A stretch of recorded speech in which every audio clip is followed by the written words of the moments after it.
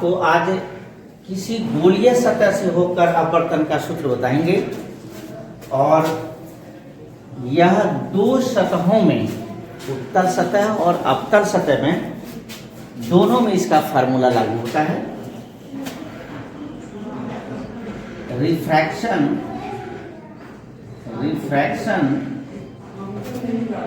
Eight single spherical surface. इसमें दो सतह हम लोग स्टडी करेंगे। एक है हमारा उत्तल सतह जिसका फार्मूला लाना है μ2/v μ1/u μ2 माइनस μ1/r। और इसके दूसरे सतह भी होंगे अवतल सतह, इसका भी वही फार्मूला है। सबसे पहले हम लोग चर्चा करेंगे उत्तल सतह पर।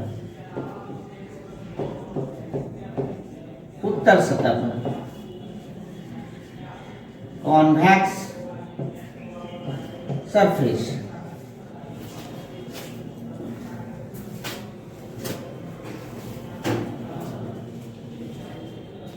एक स्ट्रेट लाइन लेते हैं और इसके उत्तल सतह को दिखाते हैं। इसका नाम हम लोग रख देते हैं L'।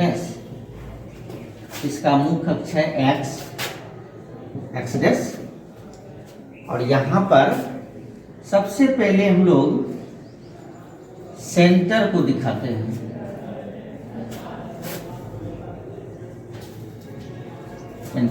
हैं। और यहाँ पे हम लोग C पोजीशन रखते हैं, C नाम देते हैं। सेंटर ऑफ कर्वेचर, वक्रता केंद्र इसको बोलते हैं।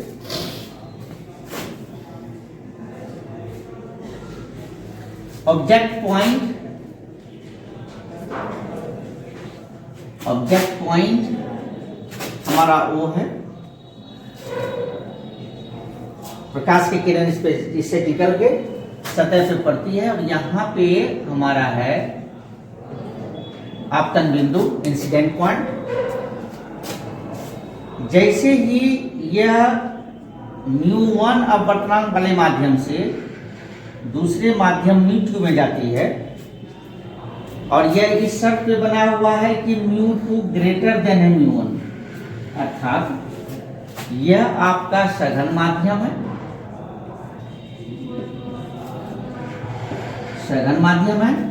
और μ1 हमारे विरल माध्यम में, कहाँ पे है? विरल माध्यम में जैसे ही प्रकाश μ1 से μ2 में जाती है तो यह विलंब की ओर मुड़ जाती है। यहाँ पे हमारा इमेज है, इसे थोड़ा सा हम बढ़ाएंगे x'। यहाँ पे इमेज बन रहा है। यहाँ से हम इस पे लंब डालेंगे n। सतह का ध्रुव हमारा P है, जिसको बोलते हैं पोल ऑफ सरफेस। वस्तु की दूरी को हम u लेंगे,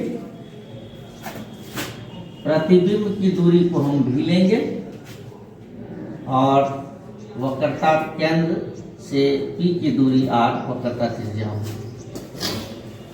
यहाँ पे इसे तीर का निशान दिखाएं। ये आपतन कोण हमारा I है, ये अपवर्तन कोण हमारा R है, ठीक है। और मुख्य अक्ष से जाते हुए प्रकाश को हम लोग दिखाते हैं ताकि प्रतिबिंब बने I पे ही। इस तरह से हमारा ये उत्तल सतह का डायग्राम हो जाता है। यहाँ पर ऑब्जेक्ट पर हम लोग अल्फा लेंगे, इमेज पर हम लोग बीटा लेंगे और सेंटर पे हम लोग गामा लेंगे, ठीक है। और इस तरह से चित्र को हम लोग पूर्ण करते हैं। ध्यान रहे कि ये बिल्कुल साफ सुथरा होना चाहिए ताकि कैलकुलेशन करने में हमें किसी तरह की परेशानी नहीं हो।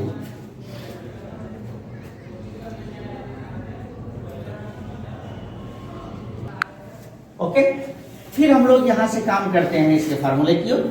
थोड़ी सी भाषा यहाँ पे देना है आपको। क्या देना है कि L' एक उत्तल सतह है जो μ1 और μ2 अपवर्तनांक वाले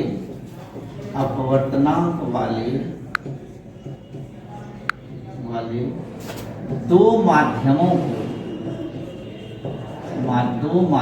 को अलग करता है।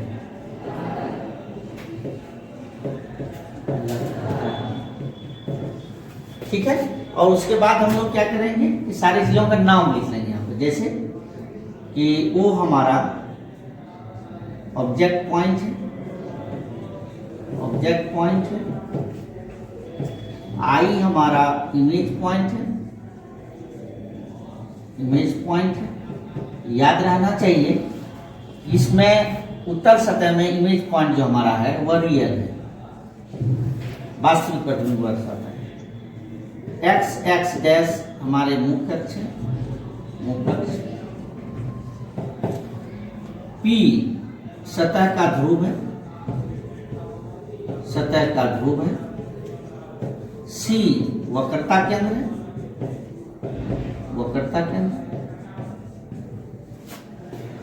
इसको हम लोग ले लेते हैं, स्क्रीनशॉट भी ले सकते हैं इसका।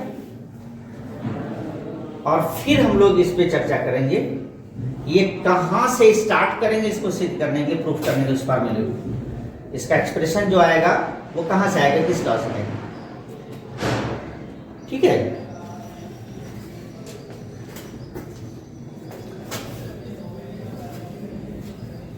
हम लोग स्नेल के नियम को जानते हैं, डायरेक्ट वहीं से काम हमको करना है, फ्रॉम स्नेल्स लॉ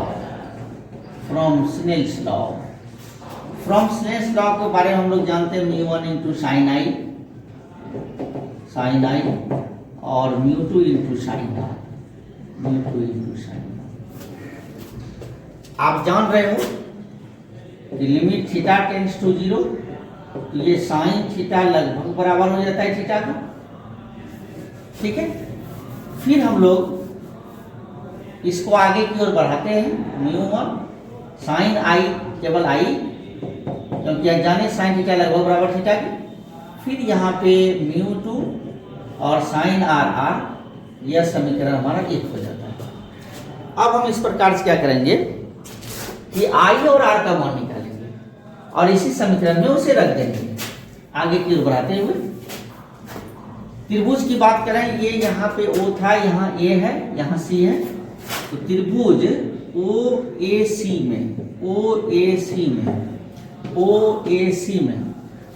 में ध्यान से देखिए कि OAC हमारा यही त्रिभुज है। इसमें ये हमारा बहिष्कोण है जिसको एक्सटीरियर एंगल बोलते हो, और इंटीरियर एंगल अंतःकोण है हमारा अल्फा और गामा।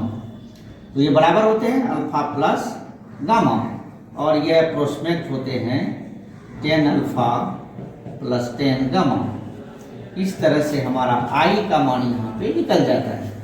ठीक है, फिर हम बात करते हैं इस त्रिभुज में, एक छोटे त्रिभुज में, इसमें AIC में बात करें तो यहाँ पे देखिए ध्यान से AIC, इसमें हमारा बहिष्कोण गामा है और अल्फा और बीटा हमारा अंतःकोण है। तो अंतःकोण योगफल r प्लस बीटा बराबर गामा, और इस तरह से r अगर हम लेना चाहेंगे यह हो जाएगा गामा माइनस बीटा, और यह लगभग बराबर हो जाता है tan gamma minus tan beta. ठीक है, इस तरह से आपका r का मान भी क्लियर हो जाता है। r का मान क्लियर होके आ गया, यहाँ पे हम लेते हैं इसको r बराबर tan, बराबर है ये tan gamma minus tan beta. I R का मान जैसे ही हमको मिल जाता है, अब यहाँ पे क्या करते हैं, किसी आई आर का मान हम लोग समीकरण 1 में रखते हैं। इसे लिखेंगे समीकरण 1 में आई और आर का मान रखने पर तो ये आपके आ जाते हैं μ1, और आई का मान रखते हैं हम लोग, आई का मान यहाँ पर हमारा tan alpha plus ten gamma, tan alpha plus ten gamma, ये आई का मान है। फिर आर का मान हमारा है म्यू टू, पहले दे दीजिए समीकरण पर म्यू टू पहले है, और इस तरह से हमारे हैं ये ten gamma minus tan beta, ten gamma minus tan beta.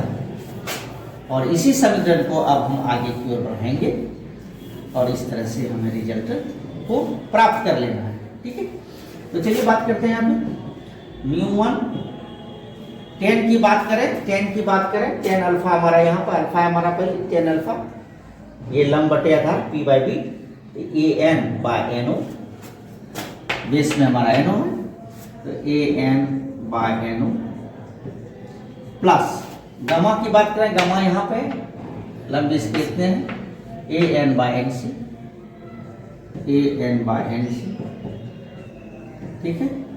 फिर म्यू टू की बात करें, फिर गामा हमारा वही रिजल्ट आ रहा है a n by N c minus, image की बात करें इस पर बीटा पे है हमारा, तो ए है perpendicular A N C base है, तो ये एन बीटा पर है, बीटा पर एन आई हो जाएगा एन आई।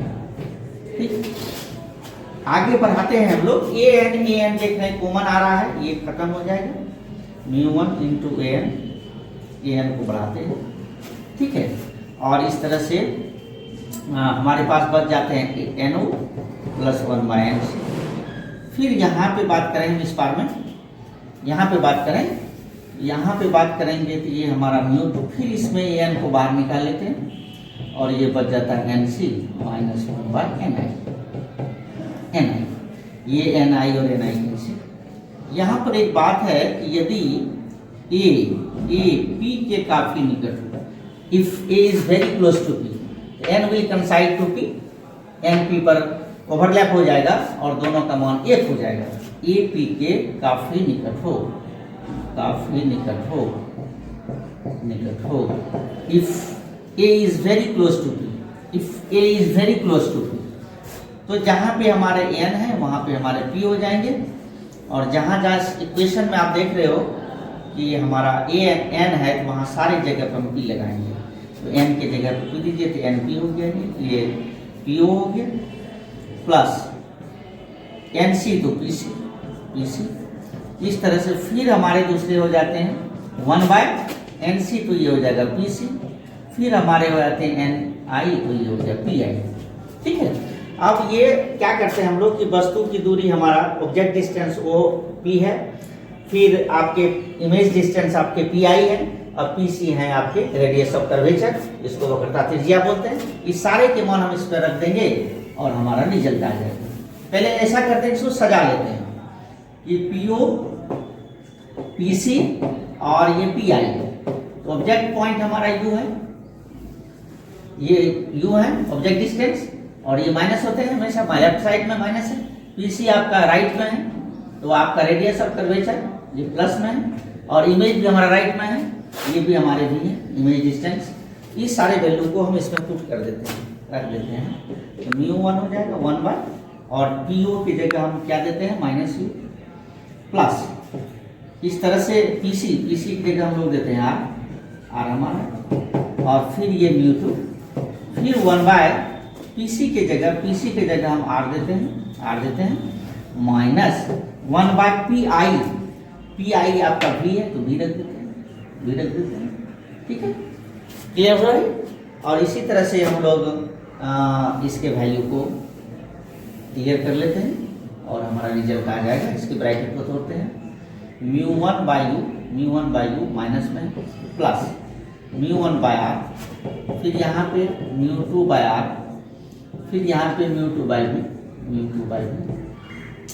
ऐसा करते हैं कि इस माइनस को इस पर लाते हैं, mu two by B plus में आगे, और इस वाले को नीचे रख देते हैं, इसको ये माइनस है ही, ऑलरेडी माइनस है म्यू वन बाई यू, और इस तरह से ये हमारा म्यू टू बाय आर, और इस वाले को इसको हम उस तरफ ले जाते हैं तो म्यू वन बाय आर।